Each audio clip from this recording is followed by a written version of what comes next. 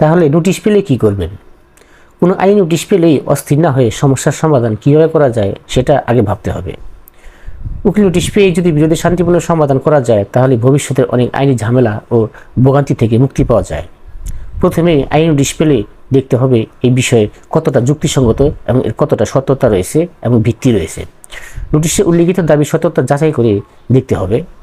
যদি কোনো ধরনের ভিত্তি না থাকে কিংবা হয়রানি করার জন্য কেউ আইনজীবীর মাধ্যমে নোটিশ পাঠিয়ে থাকে তাহলে এর জবাব দিয়ে যুক্তি খণ্ডাতে হবে এবং প্রকৃত সত্য তুলে ধরতে হবে। এবং বিষয়টা যদি এর সত্যতা থাকে, এর ভিত্তি থাকে, তাহলে উভয় পক্ষ একত্রে বসে এটা আপোষ মীমাংসা করে নেওয়া যেতে পারে, যা উভয় পক্ষের জন্যই নিরাপদ, যা ভবিষ্যতে আইনি ঝামেলা থেকে মুক্তি পাওয়া সম্ভব, কোর্ট কাছারি ঝামেলা থেকে মুক্তি পাওয়া সম্ভব।